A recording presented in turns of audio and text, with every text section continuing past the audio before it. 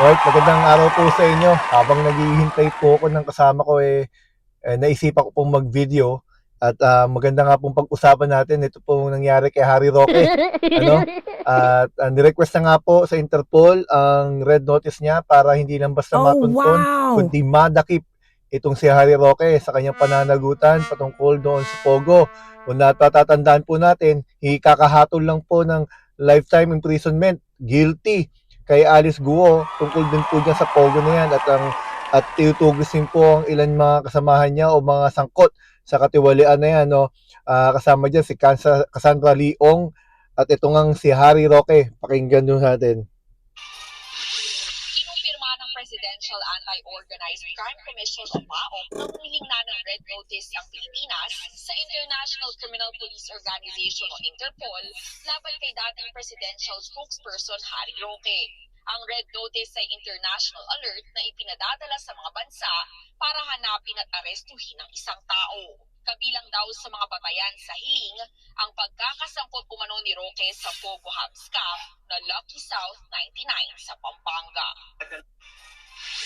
Kinumpirma ng Presidential Ano, ha? Malinaw. May request na po sa Interpol, ano? Dahil sa pagkakasangkot niya doon niya sa Pogo. Anong mga naging batayan? Yan, pag-usapan natin yan sa bakit siya dadakipin. Alam po ito si Roque, bukod po sa pulburin video na inaakusa sa kanya, sangkot din ho yan dun po sa nangyari dun sa Pogo dahil po yung lumalabas po yung pangalan niya doon sa hindi lamang po doon sa property na mga pinaggamitan na nakapangalan kay Alice Guo, kundi yung mismo mga connection niya sa pangyayari yan. Pakinggan nyo natin itong isang report na ito. Tao, kabilang daw sa mga batayan sa hiling ang pagkakasangkot umano ni Roque sa Pogo Hub scam na Lucky South 99 sa Pampanga. Dalawa ang basis po natin for requesting an international arrest warrant, a red notice, yung warrant of arrest na inisyu sa kanya para doon sa isinampa naming qualified trafficking in persons charge based on the Porang Pampanga raid. Pangalawa po, arrest warrant ng Manila RTC para doon sa kasong isinampa ng NBI for inciting to sedition. Sapagkat di ho ba siya ay naglabas ng deepfake video sa mga paisong rally.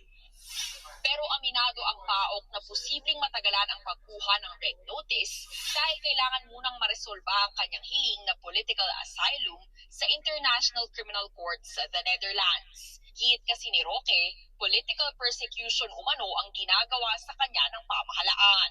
Una nang iniulat ng Justice Department na tinanggihan ng ICC ang naturang request pero pinabulaanan ito ni Roque.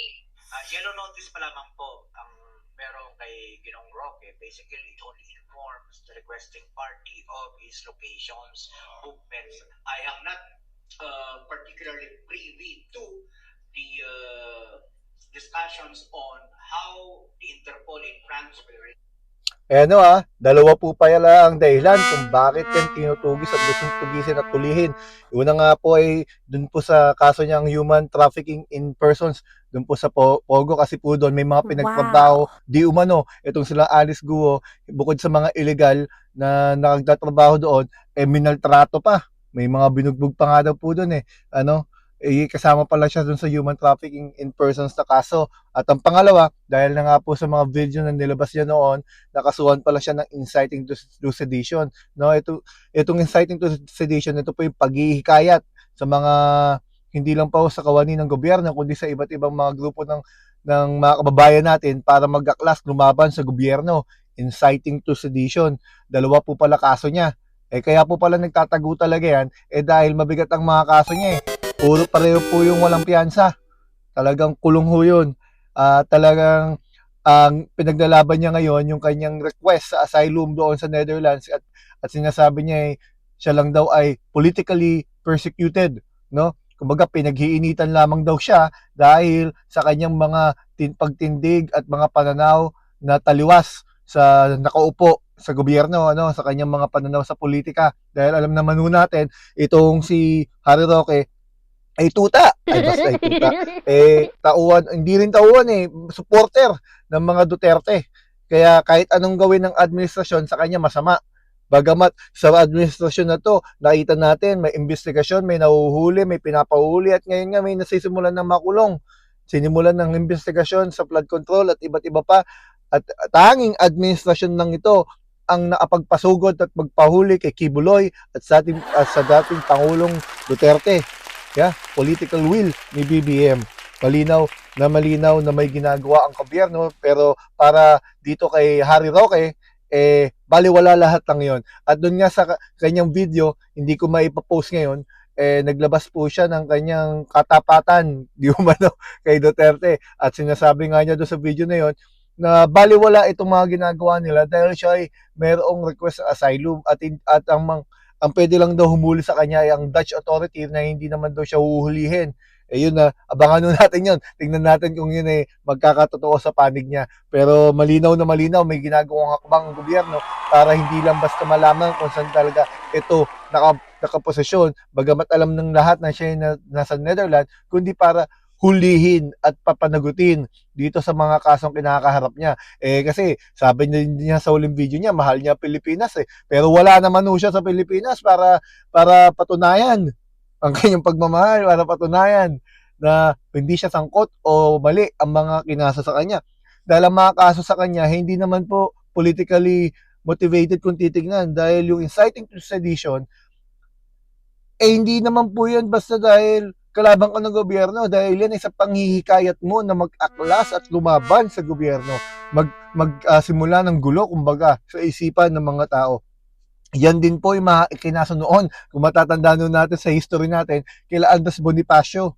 Yan ay pagtataksil sa bayan, di umano. Dahil hinihikayat ng mga taong lumaban sa gobyerno, imbis na sumuporta at tumulong sa pag-unlad, ang gusto mo mangyari, labanan. Yan ang kasong sedition.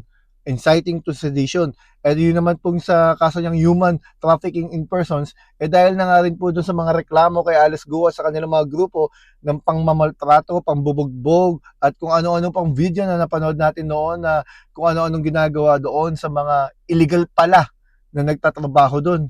Itinatago nila doon sa property ni Alice Guo na ngayon na nga ay na-guilty base sa hukuman at ngayon ay nakakulong. Lifetime imprisonment. Yan ang mga kakaharapin din ito ng iba pang mga kasama sa kasong yan at ito ni Harry Roque. Kaya Harry Roque dapat lamang umuwi siya para